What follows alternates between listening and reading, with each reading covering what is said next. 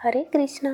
प्रेम से बोलिए सत्यदेव श्री सत्यनारायण भगवान की जय, श्री लक्ष्मी नारायण भगवान की जय। आज हम आपके लिए लेकर आए हैं श्री सत्यनारायण भगवान की संपूर्ण व्रत कथा। पौराणिक कथा के अनुसार एक समय नैमिषारण्य तीर्थ में शौनक आदि 88,000 ऋषियों ने श्री सूत जी से कहा, हे प्रभु, इस कलयुग में वेद विद्या रहित मनुष्यों को प्रभु भक्ति किस प्रकार मिलेगी और उनका उद्धार कैसे होगा। हे मुनि श्रेष्ठ, कोई ऐसा तप कहिए जिससे थोड़े समय में पुण्य प्राप्त होवे और मनोवांछित फल मिले। ऐसी कथा को सुनने की हमारी इच्छा है।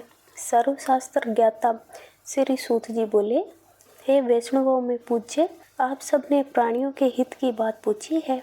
अब मैं उस श्रेष्ठ व्रत को आप लोगों से कहूँगा जिस व्रत को नारद जी ने श्री लक्ष्मी नारायण भगवान से पूछा था और लक्ष्मीपति ने मुनि श्रेष्ठ नारद जी से कहा था। सो ध्यान पूर्वक सुनो। एक समय योगी राज नारद जी दूसरों के हित की इच्छा से अनेक लोकों में घूमते हुए मृत्यु लोक में आ पहुँचे।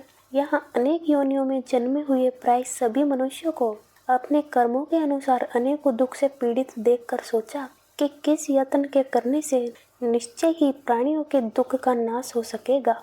ऐसा मन में सोचकर देवर्षि मुनि श्री विष्णु लोक को गए। वहाँ श्वेत वर्ण और 4 भुजाओं वाले देवों के इष्ट नारायण को देखकर, जिनके हाथों में शंख चक्र गदा और पद्म थे तथा वरमाला पहने हुए थे, स्तुति करने लगे। हे भगवान, आप अत्यंत शक्ति से संपन्न है। मन तथा वाणी भी आपको नहीं पा सकती। आपका आदि मध्य अंत भी नहीं है। आप निर्गुण स्वरूप सृष्टि के आदिभूत और भक्तों के सभी दुखों को नष्ट करने वाले हो। आपको मेरा नमस्कार है। नारद जी से इस प्रकार की स्तुति सुनकर भगवान श्री विष्णु बोले, हे मुनि श्रेष्ठ, आपके मन में क्या है? आपका किस काम के लिए आगमन हुआ है? निसंकोच कहिए। तब नारद मुनि बोले, प्रभु, मृत्यु लोक में सब मनुष्य जो अनेक योनियों में पैदा हुए हैं, अपने अपने कर्मों के द्वारा अनेक प्रकार के दुखों से दुखी हो रहे हैं। हे नाथ, यदि आप मुझ पर दया रखते हो तो बतलाइए कि उन मनुष्यों के सब दुख थोड़े से भी प्रयत्न से कैसे दूर हो सकते हैं। तब श्री विष्णु भगवान जी बोले, हे नारद, मनुष्यों की भलाई के लिए तुमने बहुत अच्छी बात पूछी है। जिस काम के करने से मनुष्य मोह से छूट जाता है वह मैं कहता हूँ, सुनो। बहुत पुण्य देने वाला स्वर्ग तथा मृत्यु लोक दोनों में दुर्लभ एक अत्यंत उत्तम व्रत है। आज मैं प्रेमवश होकर तुमसे कहता हूँ, श्री सत्यनारायण भगवान का ये व्रत अच्छी तरह विधि पूर्वक करके मनुष्य धरती पर आयु पर्याप्त सुख भोग कर मरने पर मोक्ष को प्राप्त होता है। श्री भगवान के वचन सुनकर नारद मुनि बोले, हे भगवान, उस व्रत का फल क्या है, क्या विधान है और किसने ये व्रत किया है और किस दिन ये व्रत करना चाहिए, विस्तार पूर्वक कहिए।